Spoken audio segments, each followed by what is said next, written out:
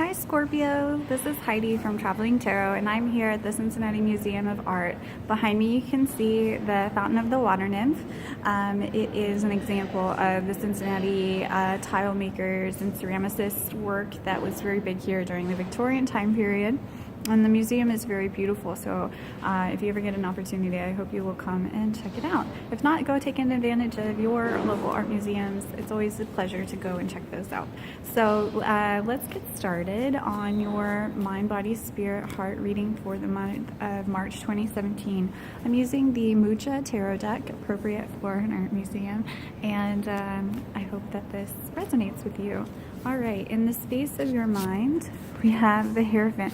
This is the third time the Hierophant has shown up, and it's been in the mind space for everyone. So I think everyone is just kind of trying to get in touch with their deeper spirituality, their cultural and social roles and obligations. You know, this is all about the patriarchal place in society, and I think that's definitely come under fire very much in the past few months.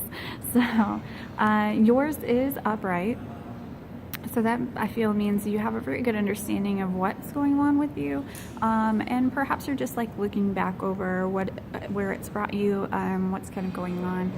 It does have these two supplicants here at the bottom. One is more along the path of the mystic and one is more along the path of the ascetic.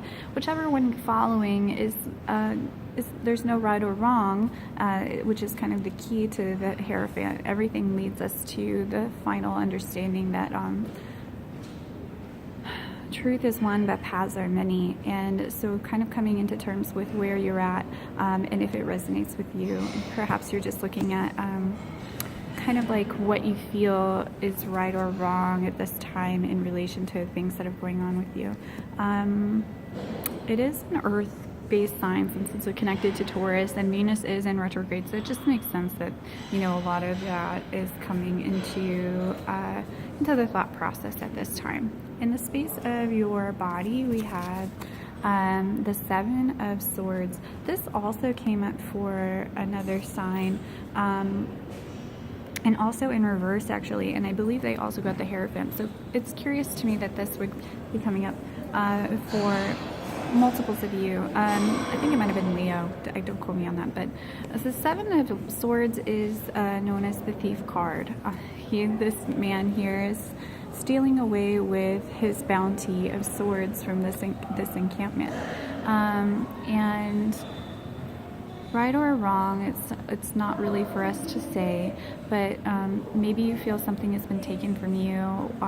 It's definitely in the headspace. It doesn't feel very grounded.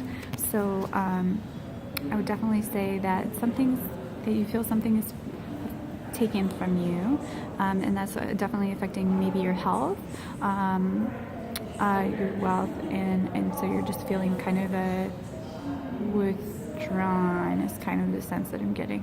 So this would be a time to definitely kind of take a look at why you're feeling that way. Maybe it's connected to this, but I would go ahead and focus on how you can regain control of that sensation in you. It is a headspace, so I would definitely pay attention to your mental health this time, and try and get things turned around so you don't feel quite so out of sorts and cut out, I'll say. In the space of your spirit, this jumped out of the deck, and it is the Knight of Wands. So the Knight of Wands is a contemplator. While there's all this action going around him, I mean, he is the most active of the pages. He also tends to be kind of a solitary figure, and able to weather, you know, the major cataclysms. You know, like you can see this volcano erupting behind him, and he's still here kind of pondering what it is he wants to do and where he wants to go and what's going on. And so I always kind of feel like he's not overreactionary in that sense. Like perhaps there's better things that he could be doing to handle this situation, but it's definitely a very reactive suit. So he's this could be a person in your life. This could be you in a situation you're feeling very desolate, and perhaps a little bit worked up, like very angry or excited, or there's some sort of like emotion that's kind of exploding in you at this time, and it's really a time to get grounded down with that and see what the best course of action is for you. While I do believe, because of the Venus in retrograde, it's not the best time to actually make a physical action,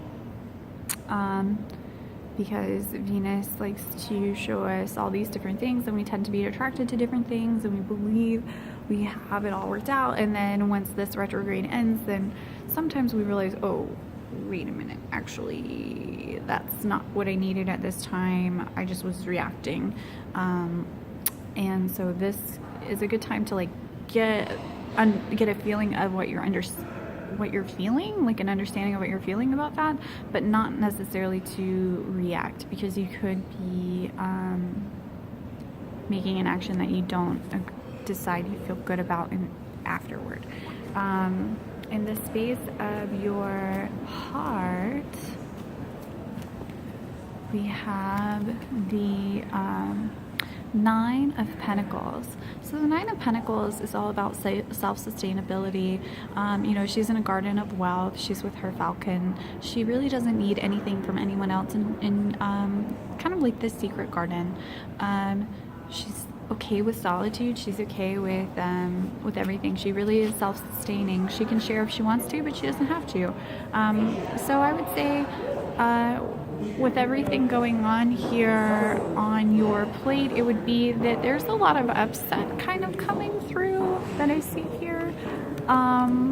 You're really looking at like what's brought you there, but you are overall going to be just fine. Whatever decision you decide to go with is the decision that is good for you, and you are fine wherever you decide to go. You're set up, you're financially viable, materially you'll be fine, you'll be okay with the solitude. Like whatever decision you decide to go with, you just mostly just have to deal with whatever this upset or tension is, this anxiety that's kind of coming through, but you'll be okay. Everything looks like it'll be fine. It just looks like this is the end of some sort of cycle, and you're just dealing with the fallout. So okay, that's what I have for you, Scorpio. If you have any questions, suggestions, or thoughts, I would love to hear them. And thank you so much to the Cincinnati Museum of Art for this beautiful space. I hope it wasn't too distracting for you to have all of this busyness, and I would love to hear from you in the future. All right, I'll talk to you guys next month.